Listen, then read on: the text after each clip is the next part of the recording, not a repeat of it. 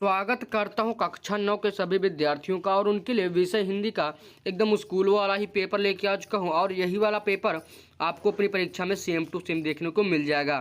तो चलिए जो हम लोग इस प्रश्न पत्र को हल करें ताकि जब भी आपकी परीक्षा में आए तब आप लोग एकदम अच्छा अंक प्राप्त करें। तो यहाँ पर ऊपर की तरफ निर्देश को आप लोग अच्छी प्रकार से पढ़ लीजिएगा। सामान्य निर्देश दिया गया है तो इसमें हम लोग क्या ही कर सकते हैं। उसके बाद आगे बढ़ेंगे तो हम लोग बहुविकल्पी के पहला प्रश्न को देखते हैं। तो कह रहा है भारतेंदु युग का अन्य नाम है। तो हम लोग जानते हैं यहाँ पर हमारा भारतेंदु युग का अन्य नाम यहाँ पर पुनर्जागरण काल यहाँ पर हो जाएगा। उसके बाद दूसरा प्रश्न कह रहा है भारतेंदु युग के लेखक थे यहाँ पर दूसरे में यहाँ पर हमारा प्रताप नारायण मिश्र हो जाएगा। उसके बाद तीसरे में द्विवेदी युग के अन्य नाम से जाना जाता है। तो हम लोग जानते हैं यहाँ पर हमारा जागरण सुधार काल नाम से जानते हैं। चौथा प्रश्न कह रहा है महावीर प्रसाद द्विवेदी के समकालीन लेखक हैं। यहाँ पर हमारा तीसरा वाला ऑप्शन आचार्य हजारी प्रसाद द्विवेदी हो जाएंगे। पांचवा प्रश्न कह रहा है आनंद कादम्बनी पत्रिका के संपादक। तो यहाँ पर किस में यहाँ पर हमारा इसका जो एकदम सही उत्तर हो जाएगा भारतेंदु युग हो जाएगा। अगला प्रश्न को देखते हैं। कह रहा है छठा सरस्वती पत्रिका के संपादक थे। तो यहाँ पर हम लोग जानते हैं महावीर प्रसाद द्विवेदी जी यहाँ पर इसमें करेक्ट ऑप्शन हो जाएंगे। सातवां प्रश्न कह रहा है रानी केतकी की कहानी की। हम लोग जानते हैं यहाँ पर रानी केतकी की कहानी के लेखक यहाँ पर हमारे इंशाअल्लाह खां जी यहाँ पर हमारे हो जाएंगे। उसके बाद हम लोग आगे बढ़ेंगे अगले एमसीक्यू की ओर बढ़ते हैं हम लोग। तो अगला प्रश्न कह रहा है आठवां स्वर्ण काल का दूसरा नाम है। तो हम लोग जानते हैं स्वर्ण काल को यहाँ पर हम लोग बीज वपन काल के नाम से भी यहाँ पर हम लोग जानते हैं। नवा प्रश्न कह रहा है डिंगल पिंगल भाषा का प्रयोग हुआ था। तो हम लोग जानते हैं डिंगल पिंगल भाषा का प्रयोग आदिकाल जो कि यहाँ पर हमारा बहुत पुराना काल है इसमें किया गया। तो उसके बाद 10वां प्रश्न को देखते हैं। कह रहा है चंद्र बरदाई की रचना है। तो हम लोग जानते हैं पृथ्वीराज रासो। कह रहा है 11वां प्रश्न हे खगमृग हे मधुकर श्रेणी तुम देखी सीता मृगनयनी में प्रयुक्त अलंग रस।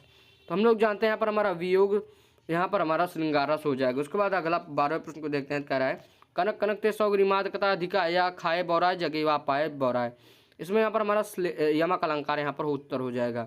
आगे बढ़ेंगे 13वां प्रश्न कह रहा है मंगल भवन अमंगलहारी उमा सहित जिन जपत पुरारी प्रयुक्त अलंकार। हम लोग जानते हैं यहाँ पर हमारा चौपाई इसमें करेक्ट हो जाएगा।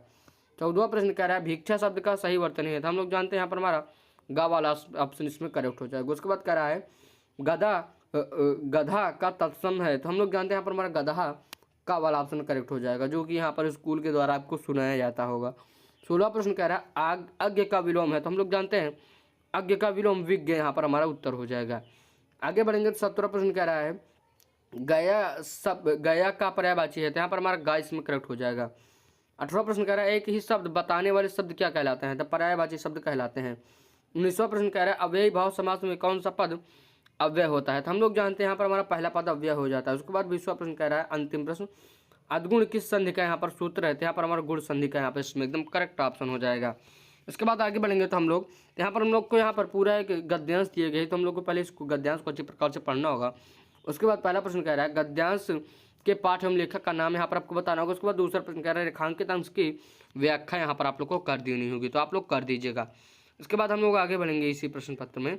यहाँ पर हम लोग देखते हैं तीसरा प्रश्न इसी में कह रहा है लेखक के अनुसार वह कौन सी चीज़ है जो आपको पर्याय की बना लेनी चाहिए। आप लोग के यहाँ पर क्वेश्चन दिया गया है अथवा में भी एक क्वेश्चन है आप लोग कर सकते हैं। उसके बाद अगले प्रश्न पर आए कह रहा है निम्नलिखित प्रश्नों पर आधारित यहाँ पर आप लोग को आंसर देना होगा। तो यहाँ पर आप लोग को एक आप लोग काव्य कह सकते हैं काव्य दिया गया है। इसको यहाँ पर आपको पढ़ के यहाँ पर इसके भी 3 आंसर देने होंगे।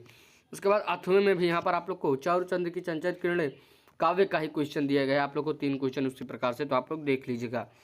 23वें प्रश्न पर यहाँ पर हम लोग को यहाँ पर संस्कृत का यहाँ पर आप लोग को हिंदी में गद्यांश एवं संदर्भ सहित यहाँ पर आपको व्याख्या करनी होगी। तो पहला ऊपर दिया गया है उसके अथवा में यहाँ पर आप लोग को नीचे भी यहाँ पर कुछ दिया गया है तो उसको आप लोग देख सकते हैं।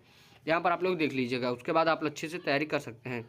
उसके बाद आगे बढ़ेंगे हम लोग तो इसी पे तो इसके भी यहाँ पर हम लोग को कुछ यहाँ पर फिर से कुछ श्लोक दिए गए हैं तो आप लोग देख लीजिएगा। उसके बाद 24वां प्रश्न कह रहा है देवदान एकांकी में प्रमुख स्त्री पात्र का माँ पन्ना धाय का यहाँ पर चित्रण करना होगा। उसके बाद व्यवहार एकांकी का कथानक कथा वस्तु सारांश अपने शब्दों में यहाँ पर आपको लिखना होगा। 25वें प्रश्न में कह रहा है निम्नलिखित में से किसी एक लेखक का जीवन परिचय लिखिए। पहला श्री राम शर्मा, दूसरा है महावीर द्विवेदी महादेवी, उसके बाद तीसरा आचार्य हजारी प्रसाद द्विवेदी। खा में कह रहा है निम्नलिखित कवियों में किसी एक का जीवन परिचय दीजिए। पहला है संत रायदास या रविदास, दूसरा है रहीमदास जी और तीसरा है भारतेंदु जी।